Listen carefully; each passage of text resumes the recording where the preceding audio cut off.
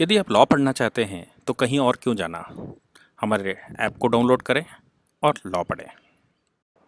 नमस्ते सदा वत्सले मातृभूमि। बेंगलोर की घटना बड़ी दुखद घटना है हमारे देश के लिए, हमारे देश की डेमोक्रेसी के लिए, हमारे देश के प्रशासन के लिए और देश के भविष्य के लिए ये एक बड़ी घंटी है, बड़ा खतरा है। बेंगलुरु में राइट्स हुए, दंगे हुए कल, और उन दंगों में 30 से ऊपर पुलिस वाले इंजर्ड हुए, जिसमें एक एसीपी और डीसीपी शामिल है। यानी कि डीसीपी उनको समझाने गए तो शांतिप्रिय दूतों ने या शांति दूतों ने डीसीपी को भी मारा, पुलिस स्टेशन घेर लिया, पुलिस स्टेशन की कई गाड़ियां जला दी। गाड़ियां जलाने के बाद वहां पर चारों ओर से पुलिस स्टेशन बंद कर दिया, बाहर से बंद कर दिया। बंद करने के बाद पुलिस स्टेशन में हंगामा किया और बाहर से जो गाड़ियां खड़ी थी उनमें उनकी आगजनी वगैरह की, ऐसी खबरें आई हैं। क्या घटना है बेंगलुरु में, यानी कि कर्नाटक के बेंगलुरु में डीजे हल्ली और दो पुलिस स्टेशन हैं, डीजे हल्ली पुलिस स्टेशन के अगल बगल और केजी हल्ली पुलिस स्टेशन के एरिया में जाकर शांति दूतों ने हंगामा मचाया। अब वो हंगामे का जो आधार बना वो बिल्कुल वैसा ही जैसा कि दिल्ली दंगों का आधार बन रहा था। जिस प्रकार से दिल्ली दंगे शुरू हुए थे, जिस कैटेगरी में दिल्ली दंगे शुरू हुए थे, बिल्कुल सेम वो चीज़ रिपीट हो रही है वहाँ पर। अभी कांग्रेस तो खुद संकट में है, इसलिए कांग्रेस उसका नेतृत्व नहीं कर रही, लेकिन मैं इसमें ये बताना चाहता हूँ, क्या कांग्रेस शामिल है क्या इन दंगों में? कि कांग्रेस शामिल है, क्योंकि कांग्रेस के एमएलए का इसमें प्रकरण है और कांग्रेस के एमएलए का प्रकरण है। कांग्रेस के एमएलए को क्षति कुछ कोई नहीं हुई, लेकिन कांग्रेस के एमएलए के घर पर पहले हमला हुआ। कांग्रेस के एमएलए का कोई रोल नहीं, कांग्रेस के एमएलए ने कोई स्टेटमेंट नहीं दिया, कांग्रेस के एमएलए ने कोई पब्लिक भाषण भी नहीं दिया। फिर आखिर कांग्रेस के एमएलए के घर से ये क्यों शुरू होता है, ये एक प्रश्न है। इसको निगेटिव इन्वेस्टिगेशन कहते हैं। जब कोई इन्वेस्टिगेशन शुरू होता है तो एक निगेटिव इन्वेस्टिगेशन होता है कि जो प्लस में दिखाई दे रहा है, क्या उसके ऊपर सबसे पहले क्वेश्चन मार्क लगाया जाए। अब घटना ऐसी बताई गई कि SDPI, social democratic party of India, अब एसडीपीआई का जो नेता है मुजफ्फिल पाशा, उसको हालांकि गिरफ्तार कर लिया है बेंगलुरु पुलिस ने।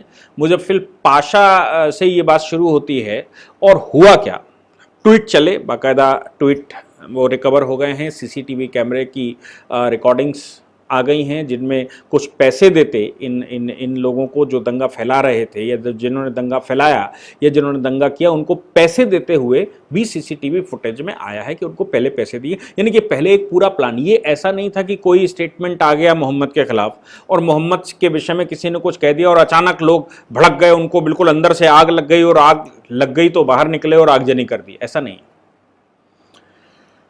घटना यह बताई गई कि कांग्रेस के एमएलए का भांजा, जिन कांग्रेस के एमएलए के घर पर हमला हुआ, उनका भांजा, उसने फेसबुक पर मोहम्मद को कुछ कह दिया। तो ट्वीट चले कि मोहम्मद की शान में गुस्ताखी की है, इसलिए ये फला फला कांग्रेस एमएलए के भांजे ने ऐसी गुस्ताखी की है, इसलिए आप लोग डीजे हल्ली चौक पर आ जाइए और हम सबक सिखाएंगे। 100-150 लोग इकट्ठे हो गए। इकट्ठे होने के बाद कुछ चैटिंग करी, अल्लाह अकबर और पता नहीं क्या क्या, जैसा अक्सर जो कश्मीर में करते हैं, जो केरला में करते हैं, जो बंगाल में करते हैं, जो दिल्ली में किया, वो एक सी चैंटिंग, अल्लाह अकबर, ये करना है, वो करना है, ऐसा करना, वैसा करना, ये भाषण दिए गए और ये चैटिंग की गई और इसके बाद हमला कर दिए गए। और कांग्रेस के एमएलए, अगर कांग्रेस के एमएलए के भांजे ने कुछ करा था तो कांग्रेस के एमएलए तक ही सीमित रहते, उसके भांजे तक सीमित रहते, लेकिन वो थोड़ा सा वहां पर कर थोड़ा वहां उधम मचाकर, वहां कोई क्षति नहीं हुई, वहां थोड़ा उधम मचाकर पुलिस स्टेशन को घेर लिया गया और पुलिस स्टेशन में आगजनी की गई। पुलिस स्टेशन में पुलिस को के ऊपर हमले किए गए, पुलिस को टारगेट बनाया गया। क्या हम ये कहें कि कांग्रेस के एमएलए इसके पीछे थे, इसलिए कांग्रेस के एमएलए ने पहले ये तय किया कि आप पहले हमारे घर पर हमला करो, फिर ऐसा हमला करना, तो फिर इससे हमारे ऊपर शक नहीं जाएगा। एटलीस्ट उस विधानसभा के अंदर मैं ही हूं और मुझे मेरे विषय में कहा जा सकता है, मुझे फंसाया मैं फंस सकता हूं, इसलिए कृपया करके मुझे उसमें कवर ना करना। शाहीन बाग में कॉन्स्टिट्यूशन की किताब हाथ में लिए लोग घूम रहे थे। क्या भारत में कॉन्स्टिट्यूशन में right to speech and expression नहीं है? क्या किसी के बारे में पूछने का, किसी के बारे में जानने का, किसी के बारे में डिस्कशन करने का अधिकार नहीं है, चाहे वो मोहम्मद क्यों ना हो? कोई मुसलमान, कोई हिंदू, कोई देवी, कोई देवता के विषय में क्या चर्चाएं नहीं हो सकती? क्या भगवान राम के अस्तित्व के बारे में सुप्रीम कोर्ट तक चर्चा नहीं हुई? क्या सुप्रीम कोर्ट से भगवान राम के अस्तित्व को प्रूफ नहीं करना पड़ा? क्या जो ब्रिज है, एडम ब्रिज जिसको कहते हैं, श्री राम सेतु है, क्या राम सेतु को प्रूफ करने के लिए सुप्रीम कोर्ट तक नहीं जाना पड़ा? क्या गौमाता के स्थान को, गौमाता की सिद्धि को प्रूफ करने के लिए, गौमाता के चमत्कार को प्रूफ करने के लिए सुप्रीम कोर्ट तक नहीं जाना पड़ा? क्या भारत में किसी भी व्यक्ति, किसी भी इंसान, कोई देवी, कोई देवता पर बात करना जुर्म है? कैसी डेमोक्रेसी है यह? क्या भारत एक इस्लामिक कंट्री बन चुका है जिसमें इस्लाम इस्लाम को मारेगा, मुसलमान मुसलमान को मारेगा, पहले दूसरे अदर मुसलमानों को, अदर देन मुसलमान मारेगा, और मारते मारते जब सब मर जाएंगे तो सिर्फ मुसलमान को मारेगा? एक भारत एक ऐसी हस्ती है जो 1500 सालों से अत्याचार झेलने के बावजूद, इस्लामिक टेररिज्म को झेलने के बावजूद अस्तित्व में है।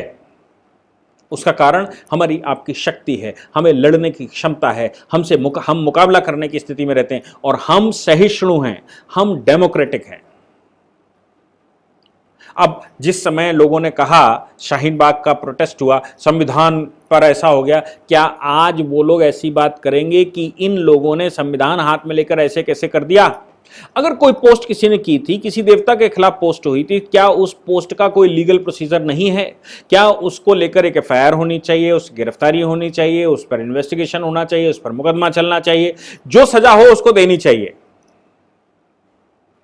लेकिन ऐसा प्रोसीजर अपनाया नहीं गया। तब फिर महंत योगी जी जैसे लोग विकास दुबे की जब मर्डर कर देते हैं, क्योंकि कानूनी व्यवस्था से परे जब कोई काम होते हैं और कानून उस पर कंट्रोल नहीं कर पाता, और ऐसी व्यवस्था नहीं बन पाती है कि कानून उस पर कंट्रोल कर सके या कानूनी व्यवस्था उस पर लागू हो सके, तो फिर योगी आदित्यनाथ जी जैसे लोग जो चीफ मिनिस्टर बनते हैं, वो मौका पाते ही, उनको मौका मिलता है तो वो लॉ एंड ऑर्डर को मेंटेन करने के लिए किसी भी हद तक जाने को तैयार रहते हैं। क्या ऐसे लोगों की भारत में आवश्यकता नहीं है? और यदि ये ऐसी फिलॉसफी चल गई है और शिक्षा ही ऐसी है, मदरसे में यही सिखाया जाता है कि मारकाट करना है, हलाल करना है, तो क्या ऐसे लोगों को भारत में प्लेस दिया जा सकता है? क्या भारत की डेमोक्रेसी में इनको वोट भी डालने का अधिकार दिया जा सकता है? क्या भारत में इनको रहने का अधिकार दिया जा सकता है? क्या भारत में इस प्रकार की व्यवस्थाएं हो सकती हैं जो डेमोक्रेसी के अगेंस्ट जाती हों? या ये डेमोक्रेसी के लोग हैं, ये संविधान को मानने वाले लोग हैं, ये संविधान की दुहाई देने के योग्य हैं? इन विषयों पर भारत के एक एक हिंदू को आज निर्णय करना पड़ेगा। अगर भारत में रहने वाले लोगों ने, चाहे वो हिंदू हो चाहे वो मुसलमान हो, अगर उसने आज निर्णय नहीं किया तो शायद भारत सीरिया बन जाएगा, शायद भारत लेबनान लीबिया बन जाएगा, मिस्र बन जाएगा, इराक और ईरान बन जाएगा, और अगर ये बन गया तो फिर सर्वदा के लिए यहां सत्यानाश होने वाला है। मैं जानता हूं कि ऐसा नहीं हो सकता, भारत ऐसा नहीं हो सकता। मुगलिया शासन हुआ करता था तब भारत ने अपने पैर नहीं टेके, भारत के लोगों ने अपने पैर नहीं टेके। जब यहां पर अंग्रेजी शासन होता था तब हम क्रिश्चियन नहीं बने, जब हम मुसलमान शासन होता था तब इस्लाम नहीं स्वीकार किया। करने वालों ने किया, डरपोक लोगों ने किया। वो डरपोकों की आज फौज पूरे हिंदुस्तान में है, उनके वंशजों की। हालांकि उनमें जिनमें भूल सुधार हो रही है, तो पुष्कर में एक खबर आई, राजस्थान में गांव के गांव घर वापसी कर गए, क्योंकि इस्लाम ने उनको दिया क्या? इस्लाम ने सिर्फ मार काट और हत्याएं दी। क्या वो सफल है? क्या वो प्रोसीजर सफल है? मैंने कल एक पोस्ट बनाई जिसमें मैंने कहा मुसलमान का सबसे बड़ा दुश्मन है, तो उसमें कई मुस्लिम्स ने कमेंट किया और कहा ऐसा नहीं है, हम शांति दूत हैं। शांति दूत का मतलब इस प्रकार की शांति है क्या? क्या हिंदुस्तान के मुसलमानों की जिम्मेवारी नहीं बनती कि इस प्रकार के लोग जिस प्रकार से कार्य कर रहे हैं और जिस प्रकार की ये गतिविधियां हो रही हैं, ये राइट्स हो रही हैं, दंगे हो रहे हैं बेंगलुरु जैसे स्थानों पर जहां देश की इकोनॉमी चलती है, दिल्ली, बेंगलुरु, कोलकाता, यहां से इकोनॉमी चलती है देश की, यहां से रोटी मिलती है इनको। इन स्थानों पर दंगे करके क्या सिद्ध करना चाहते हैं? ये मुजव्विल पाशा ये नेता बनना चाहता है, लीडर बनना चाहता है। क्या ऐसे लीडर्स की लीडरशिप भारत में डेवलप होनी चाहिए, जैसी ताहिर हुसैन की लीडरशिप डेवलप हो गई और पूरे देश ने सफर किया? क्या भारत के तथाकथित सेकुलर न्यूज वाले इस न्यूज को खुलकर दिखाएंगे कि क्या हुआ था, क्यों हुआ था ऐसा? मुझे लगता है मेरे भारत में अभी बहुत बहुत पीछा हुआ है। मेरे भारत को बड़ी आवश्यकता है, मेरे भारत को बड़े हौसले की आवश्यकता है, मेरे भारत को लोगों की आवश्यकता है, मानसिकता की आवश्यकता है, एक कन्फर्म फर्म मेंटेलिटी की आवश्यकता है, जिससे हम इस प्रकार के चरमपंथ से मुकाबला कर सकें, लीगली कर सकें, कॉन्स्टिट्यूशनली कर सकें, फिजिकली कर सकें, और जिस प्रकार से भी ये चला जाए उसका मुकाबला हिंदुस्तान को करना होगा। मुझे लगता है कि बेंगलुरु जैसी घटनाएं हमारे देश के लिए जितनी शर्मनाक हैं, उतना शर्मनाक भारत के लिए और कुछ इस समय हो नहीं सकता। हम सबको विचार करना पड़ेगा। धन्यवाद। इस पूरी ऑर्गेनाइजेशन को चलाने के लिए आप नीचे डिस्क्रिप्शन से हमारे ऐप को डाउनलोड कर सकते हैं, जिससे कि लॉ स्टूडेंट्स को, लॉयर्स को और आम आदमी जो लॉ जानना चाहता है वो पेड क्लासेस का लाभ ले सकता है।